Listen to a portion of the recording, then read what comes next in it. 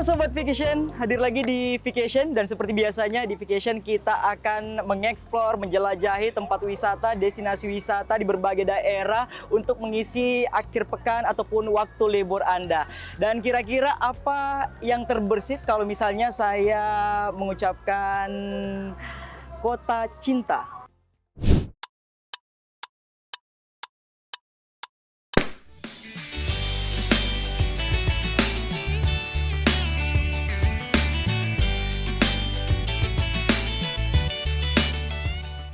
Ya, Parepare.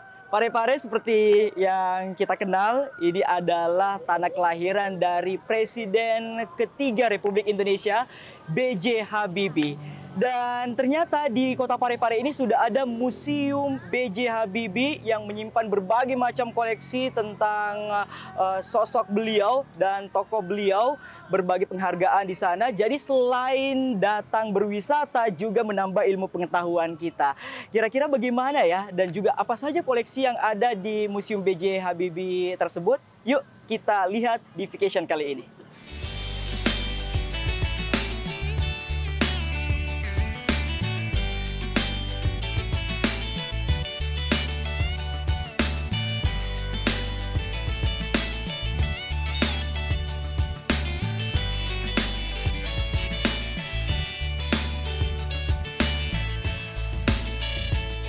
Parepare, kotaku, Kota bersahaja, kota santri, kota pendidikan, kota transit, tempat berkumpul para saudara. Ingat dan banggalah dengan kota ini, tempat kelahiran Presiden RI ketiga, kota tercinta. Bapak Profesor B.J. Habibie. Pak Habibie itu adalah presentatif, apa istilahnya, bisa dijadikan sebagai manifestasi perlambang tentang masyarakat Parepare yang sesungguhnya. Anda kan tahu bahwa Parepare itu berbeda dengan kabupaten kota lainnya di Sulawesi Selatan. Jika kabupaten dan kota lainnya di Sulawesi Selatan itu adalah sesungguhnya bekas kerajaan sebelum pada masa kolonial Belanda dan bahkan sebelumnya, Parepare itu adalah bukan kerajaan, bukan bekas kerajaan. Parepare adalah suatu pemukiman yang memiliki pelabuhan. Pelabuhan yang sangat strategis dan kemudian dihuni oleh masyarakat dari mana-mana yang membutuhkan akses pelabuhan. Sehingga Parepare itu, orang Parepare itu bisa jadi dia adalah datang dari Wajo, datang dari Makassar, dari Mandar, bahkan dari Jawa. Sehingga di sini ada kampung Jawa. Nah, bagaimana dengan Pak Habibie sendiri? Pak Habibie itu seperti kita ketahui, bapaknya adalah orang Gorontalo. Dan meskipun kita juga ketahui bahwa bapaknya, yang kakeknya itu adalah turunan Bone, dan ibunya orang Solo. Tapi lahir di Parepare, maka beliau adalah orang Parepare yang sesungguhnya.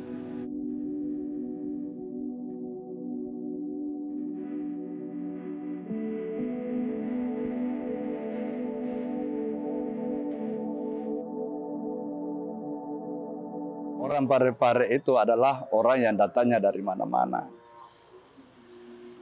Suatu ketika tahun 91, saya di Bali. Saya ditanya orang, Anda dari mana? Saya dari Parepare. Wah, situ kampungnya Habibie. Di situ saya baru sadar bahwa ternyata Parepare dan Habibie itu adalah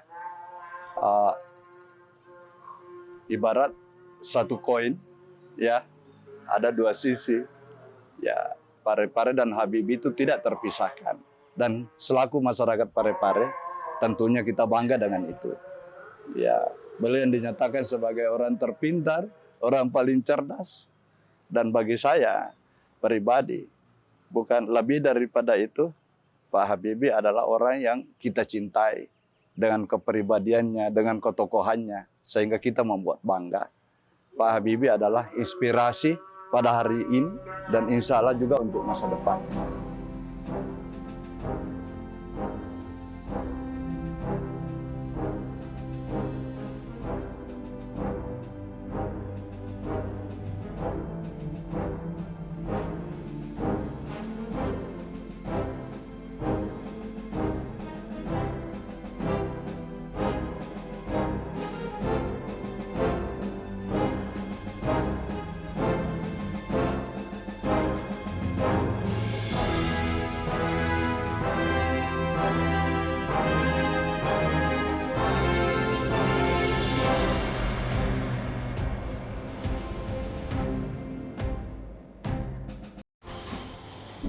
Kak Ibra, Hey, Erlangga, Kak. Ibra. Agak keren bah. Banyak-banyak Ji. Kak Ibra ini kan pegiat literasi. Oke. Kemudian menulis juga salah satu buku tentang Habibie. Ya, tentang Pak Habibie. Iya. Mau berbincang boleh? Oh ya. Tahu lebih dalam lagi. Silahkan. Pak Habibie ini kita Iya. bisa ketemu Iya. karena mau tahu lebih dalam juga, apalagi sudah ada Museum B.J. B.J. Habibie, Habibie, ya. Burhanuddin Yusuf Habibie, Baharudin Yusuf Habibie. Baharudin Yusuf Habibie. Kak Ibra, bagaimana sebenarnya kehadiran ataupun sejarah dari museum ini sendiri sehingga bisa ada saat ini, bisa dilihat oleh masyarakat apapun yang ada di sini? Oh ya, saya memulai dengan nama Habibie dulu ya. Habibie itu sebagaimana namanya adalah seorang kekasih. Jadi pada saat beliau wafat di 9 September beberapa tahun yang silam, itu kan di sini kita adakan doa dan puisi, dan di situ terinspirasilah bagaimana kita bisa mengenang Prof. B.J. Habibie ini dalam bentuk hal yang bisa kelihatan. Dan wali kota pada saat itu, Pak Topan Pawe, mendorong dan menginisiasi di tahun 2020 untuk pendirian museum, agar supaya dikenang beliau ini lahir di Parepare dan apa inspirasi semangat yang bisa kita pelajari dari kehidupannya. Saya secara khusus mengapresiasi museum ini ya. Di tahun 2022 kita merasakan dampaknya, karena di tanah inilah ide tentang pesawat terbang.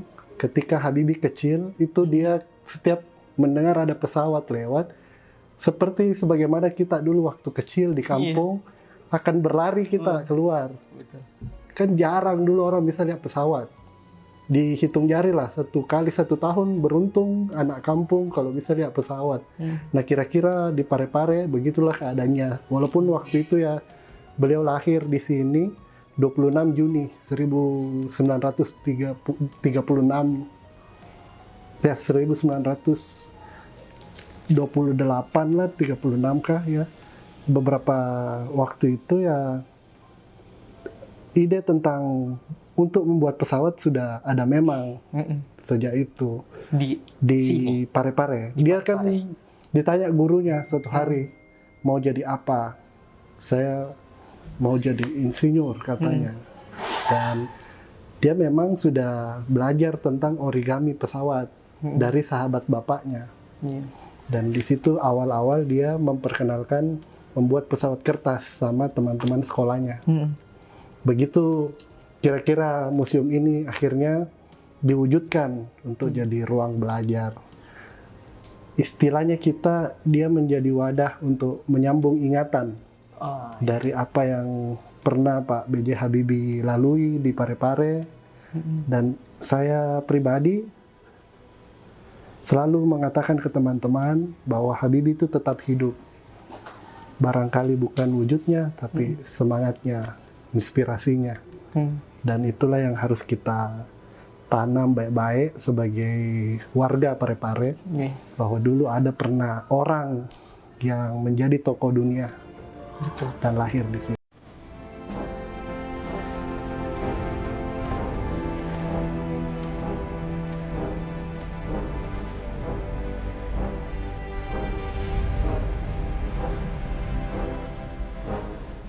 Untuk saat-saat ini kan Museum B.J. Habibie terus-menerus bertumbuh.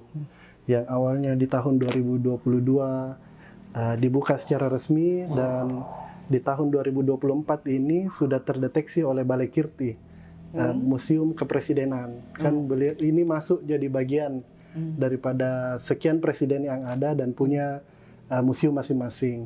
Dan itulah yang kita harap, semoga museum ini terus memberikan ruang edukasi yang lebih baik lagi, karena kan ini rumah yang di belakang ini adalah rumah tinggalnya Pak Habibie Di belakang museum ini. Museum ini kan halamannya, halaman rumah yang dibuat rumah dulu Iya. yang langsung berhadapan dengan laut. Iya. Yang di depan ini ya. Jadi Pak Habibie punya kecenderungan senang menulis puisi dan agak sastra. Di filmnya mungkin kita lihat itu ya semua terhubung dengan di mana dia lahir dan hidup di masa kecilnya. Jadi kalau saya ungkapkan di buku Kapal Lutu itu, Der Jans von Bugis, bocah cilik dari tanah Bugis, saya menduga bahwa beliau memang menyerap kebudayaan Bugis dan sekitarnya. Iya. Yang ada di sini kan Parepare tidak hanya Bugis, ada Mandar, ada Toraja, ada Makassar, Rula. ada Patinjo, ada Patai, ada Masen Rempulu, dan ada bagian lain lagi yang semua melebur di Parepare, dan di situ Habibie terbentuk. Dan ini yang menjadi menarik karena Habibie menjadi orang dengan daya pikir global, tapi aktualisasi dirinya sebenarnya sangat ke daerah, lokal, begitu. Jadi dia belajar dari situ. Nah, museum ini seperti tadi yang Kak Angga tanyakan, apakah hanya menjadi ruang ingatan atau untuk mengenang beliau? Itu barangkali hanya sebagian kecil saja. Sebagian kecil. Iya, karena rata-rata yang datang ke sini kan memang untuk meriset. Jadi bisa jadi terpantik dari ruang sederhana di halaman rumah B.J. Habibie ini, pendalamannya ya ibarat kita berlayar, dia akan menemukan titik-titik yang lain. Iya, jadi pernah Mbah Sujiwo Tejo berkunjung ke sini menanyakan, karena sebagai seniman dia merasa penting untuk melihat wujud. Semangatnya dan ruhnya itu adalah satu hal, dan raganya juga hal yang lainnya. Kita mensiarahi Habibie melalui museum ini, bisa jadi menemukan dan mendapati energinya yang dulu dia hidup di sini. Sekira-kira itu.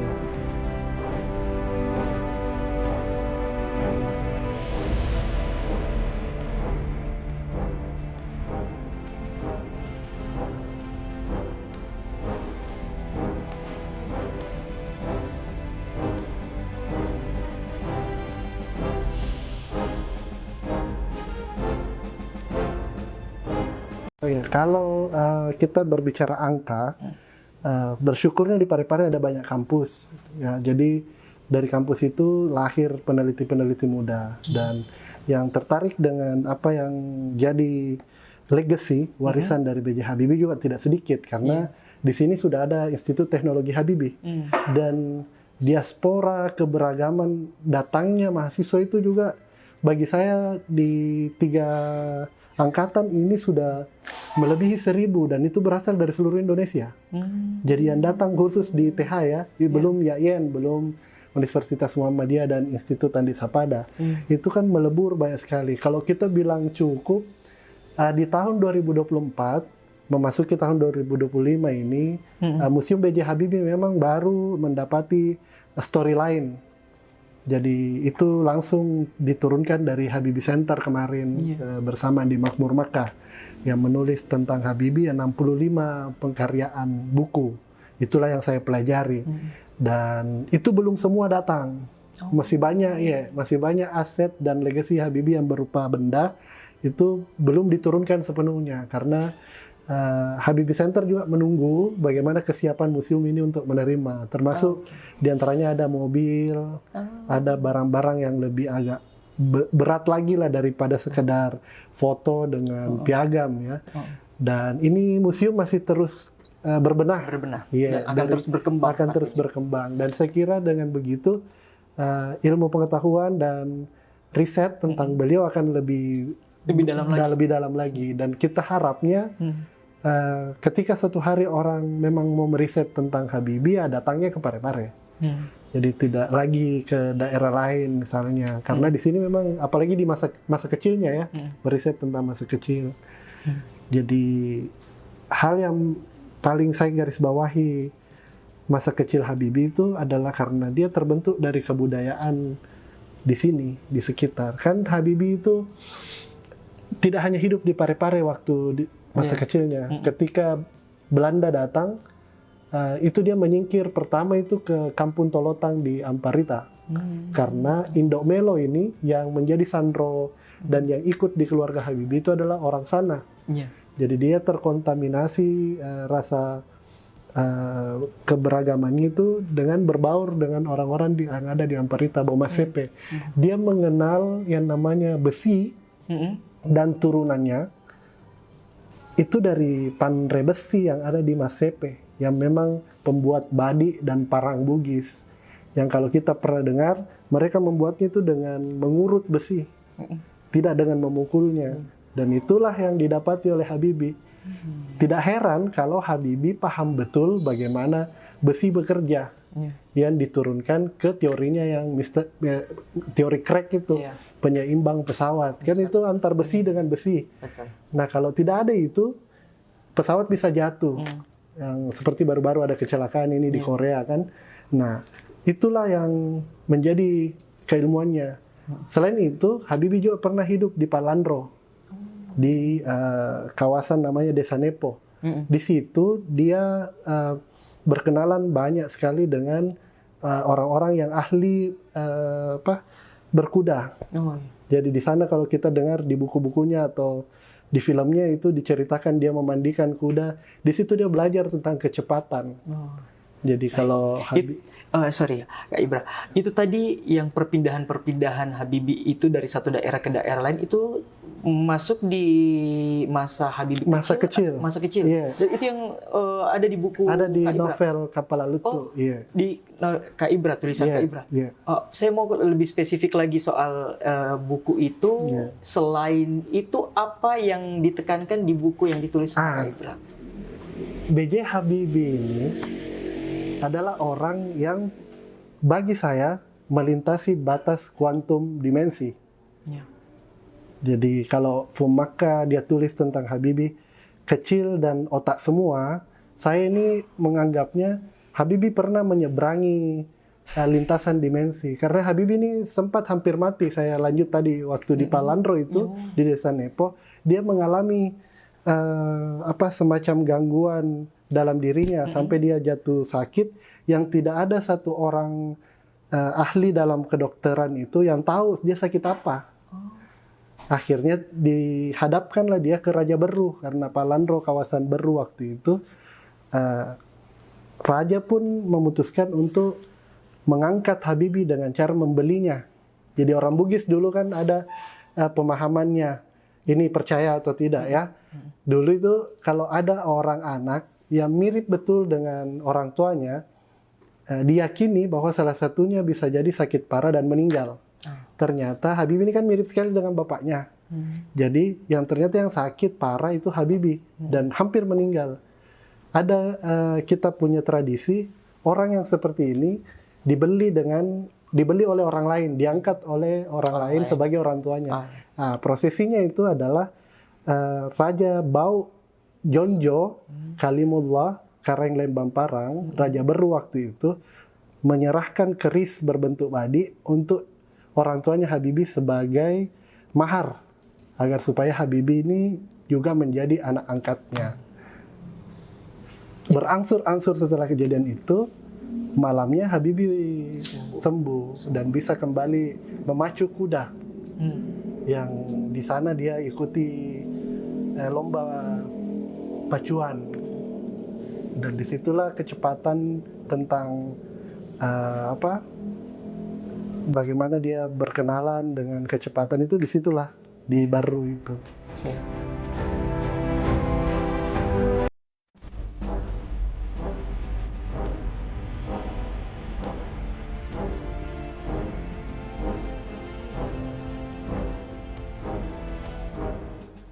Tapi terakhir ini ya kita nggak mesti harus jadi seperti Habibie, tapi diri kita adalah bagian daripada perjalanan-perjalanan seperti yang dia lalui. Ada saya tulis juga itu sebuah pepatah di buku The Spirit of Parepare. Semangat Parepare itu awalnya adalah inspirasinya dari Pak Habibie juga. If you look for a body, you might find it in every corner of the city. But if you look for a heart, you will find it in Parepare. Kunareko wujud takatai teruntuk nitu kusudu nasinina onronge. Naikia kunareko ati takatai teruntuk nitu ku Parepare. Kalau Anda mencari wujud manusia, maka bisa jadi Anda menemukannya di seluruh sudut kota manapun. Namun bila engkau mencari hati manusia, maka engkau akan menemukannya di Parepare. The City of Lova. Di sini kota cinta. Iya, Luar biasa. Terima kasih itu banyak terinspirasi dari Pak B.J. Habibie. sekali. Luar biasa. Iya. Luar biasa.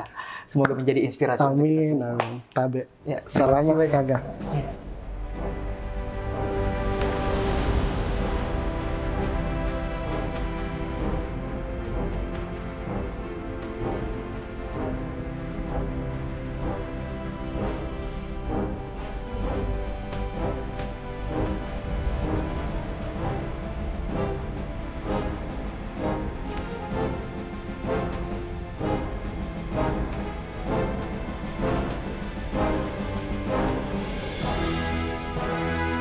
Ini pertama kalinya saya datang ke Museum B.J. Habibie dan sebelumnya memang setelah direnovasi tempatnya, saya baru tahu kalau ini ada museum di daerah sini. Kalau tanggapanku sih kayak keren sih penempatan dari yang kayak barang-barang dari Bapak Presiden ketiga, yang kayak gitu-gitu sih Kak. Kayak keren anunya. Suasananya estetik ya Kak. Kalau saranku sih untuk seluruh masyarakat di Parepare harus tahu kalau di Parepare ada museum yang dikhususkan untuk Bapak Presiden ketiga kita yang ada di sini. Saya tidak pernah tidak bekerja loh. Kalau orang pernah tanya sama saya, Pak Habibie, kok bisa begitu? Mentalitas apa itu? Saya mentalitas sepeda. Kalau Anda naik sepeda, Anda berhenti, Anda jatuh. Jadi kalau saya berhenti bekerja, saya mati. Umur 80. Kalau ditanya Habibie umur berapa? 90 kurang 10. Tapi jiwanya 17 tahun. Tidak ada bedanya. Saya umur 80 tahun. Kenapa? Karena alasan-alasan tadi yang saya berikan.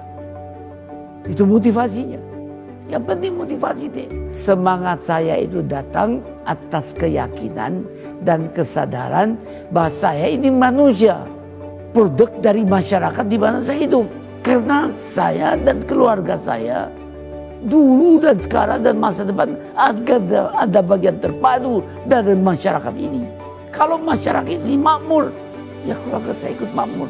Karena itu saya terus tidak mau berhenti. Saya bilang, tidak ada gunanya Anda IQ-nya tinggi, tapi pemalas. Tidak memiliki disiplin. Forget it. Yang penting adalah Anda sehat. Mau berkorban untuk masa depan yang lebih cerah. Dan Anda konsisten. Bekerja keras, berdisiplin. Saya bersyukur. Sejak saya lahir sampai sekarang. Saya mampu membuat sinergi positif antara elemen agama, budaya, dan pengertian ilmu pengetahuan dan teknologi. Saya bersyukur bisa menyelesaikan semua masalah-masalah yang saya hadapi. Masalah dengan halal. Dan terasa orang sekitarnya ikut menikmatinya. Itu filsafat yang diberikan oleh ayah saya. Jadilah mata air yang jernih, yang memberikan kehidupan kepada sekitarmu.